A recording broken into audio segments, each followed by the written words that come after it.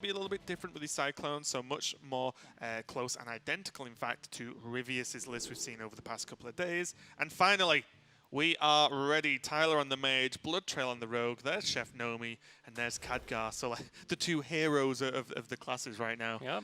But let's see how we go. Evil Miscreant looks pretty good to me. All right, BloodTrail full mulligan, got a pretty decent hand back. Coin Miscreant, always a powerful play. Tyler's considering if he wants to keep this Giant. I think Arcane Intellect is almost always a keep. And I would say that it's almost always a keep. Not quite always, but almost.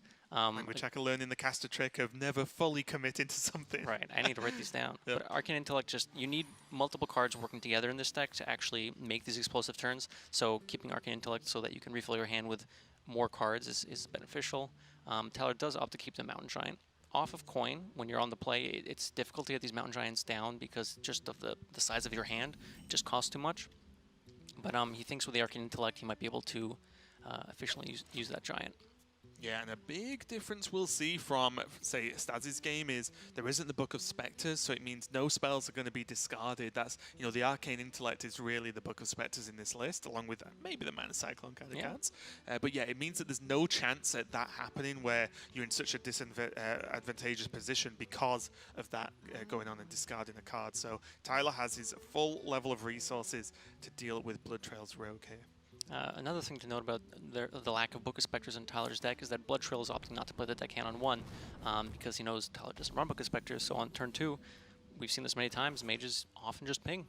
They very rarely just tempo out a Sorcerer's Apprentice. Yeah, and there's no Ooze, for example, and as you said, the Sorcerer's Apprentice and Khadgar as 2-drops are just unsafe, and Mana Cyclone would require spells, which you don't normally have available this early in the game. But BloodTrail looks like he's going off to a quick start, and that's an SI7 agent he's hovering, right? So with a raiding party draw last turn, BloodTrail knows he can go a bit more aggressive, and this is kind of a nice play, I think, by him.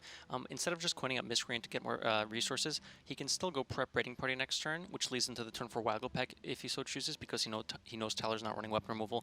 But this way he gets something on the board that can start hitting Tyler in the face much more quickly. Yeah, big difference because the Miscreant can be proc next turn anyway, versus the previous match we had where there was no actual way to combo the Miscreant left in hand. Right. So it forced the coin out. Tyler, Arcane Intellect, using his mana. Piecing together some of the cards he'll need to be able to stop BloodTrail from being so aggressive. I think Tyler's leaning there because he was afraid of a potential Van Cleef, for example. He's like, oh, prep raiding party, something Van Cleef. No. It's funny when they just activate Miscreant, you're like, oh, good, it was just the Miscreant. Yeah, only probably one of the best cards in the deck, Okay, not a whole lot going on, so instead of just passing, Tyler's opting to use the magic trick here. It's possible he might go for a Cyclone turn if he's starting off with this. These are some interesting options. I'd be surprised if he leans towards Mirror Entity, but with Mirror Image, A, it buys you more time, it's more cheap spells you can use with the Cyclone, but the Ray of Frost as well can be used as removal and just delay. Opts for the Mirror Image. Paired together with the Sea Giants that he's running, spending 2 mana to make 4 minions discounts the Sea Giant by 4 for 2 mana. It's pretty good. And also as well, we see now just the difference in style of play when you don't have a crazy opening. You just say, you know what, I'll just take a couple of spells and get a 2-2 on the board, right? It's just something that BloodTrail has to think about and consider instead of just letting BloodTrail run rampant for the first, 4 or 5 turns of the game. And Tyler, knowing that the number of spells he used would bring his hand size up to 9, meaning that on the draw next turn, the Mountain Giant will cost 3 if he chooses to play that. So now BloodTrail has to think of how he wants to deal with this, if he wants to deal with the Cyclone at all, or just ignore it completely. Just a note as well, BloodTrail's list does not run a sap. Nope. Which is a big deal in this matchup, and knowing that, Tyler could actually just go Mountain Giant and then just like double Mirror Image or something and just say, you don't get to attack this Mountain Giant, and then I can start doing funky things the turn after. I think with BloodTrail going so wide this turn, Tyler might opt for something like a Rabble Bouncer and then get a guaranteed Giant Conjurers. The only way to deal with a Giant would be like something crazy like Double Fist Raid, but perhaps he wants to take something like that safe. BloodTrail with the raiding party last turn equips the Wagglepick and gets both Dread Corsairs out into the board, which is very aggressive. Which is good. That's how you need to play this matchup. Don't give the Mage time. Yep. Already, if you just look at the power, if you pretend that Frost Nova just wasn't drawn, there's just so much damage on board. 14 showing. Yeah, BloodTrail can just start pushing a lot and just set up lethal within a turn. An interesting thing you can do with Khadgar, it works on anything that summons minions onto the board. It doesn't have to be Conjurer's Calling. It works with Mirror Images. Instead of 2, you summon 4. Works with Spellbender. Works with Splitting Image. Works with Death Rattles, like a High Main, for example. I'm not sure why that would be in Mage, but... Yeah, anytime a minion is not played, but created on the board, I'd say, it does proc Khadgar. A lot of options here from Tyler, and we kind of start to see how many decisions you can make with this deck, right? I touched on this earlier with Stas' Mage. There's only like 1 or 2 things you can do at a time, but with this deck, you can say, okay, do I need to go Giant? Can I play images with it? Do I need to free some stuff with Ray of Frost? There's so many like combinations of stuff you can do, and Tyler's trying to find the best one. Right, and already starting to see the plan is, you know, quite rightly you said that Rebel Bouncer and then the ping to kill off one of the Corsairs looked pretty good because it just soaks a ton of damage and gives Tyler that 1 turn to really go big with these Giants. All right, knowing that there's no sap, this Rebel Bouncer has to take 7 damage. There is an Edwin in BloodTrail's hand. Of course, Tyler's not running Voodoo Dolls or single target removal, so an Edwin is a very big threat. It's probably going to go in, right? Yeah. He can Shadow Step. If he really wants, he could Shadow Step play.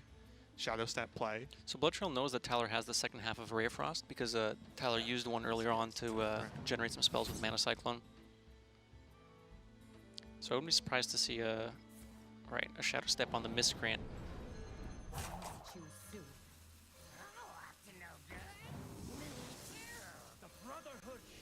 Set up a Brotherhood.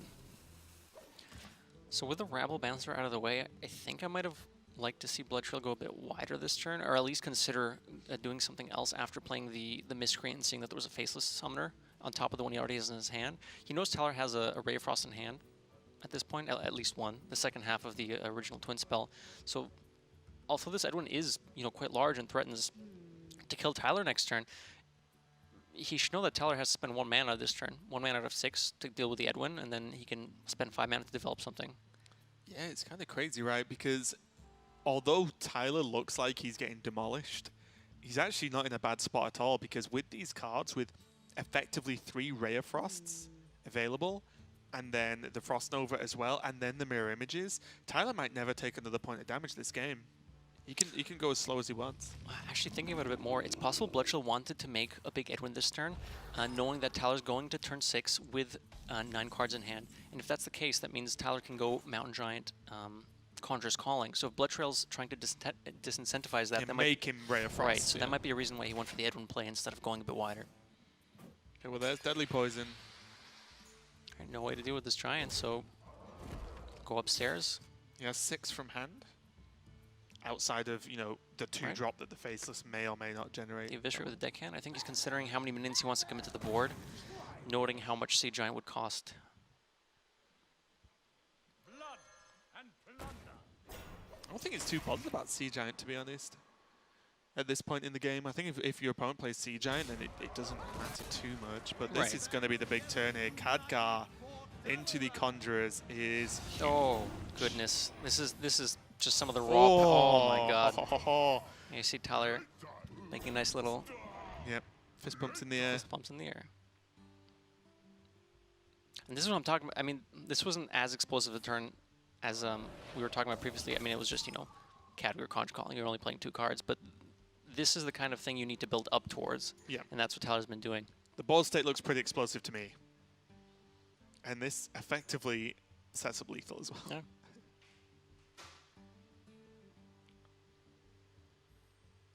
So now I wonder if Tyler, you know, how much Tyler's was considering a Ray of Frost, just to make as many minions as possible stay alive.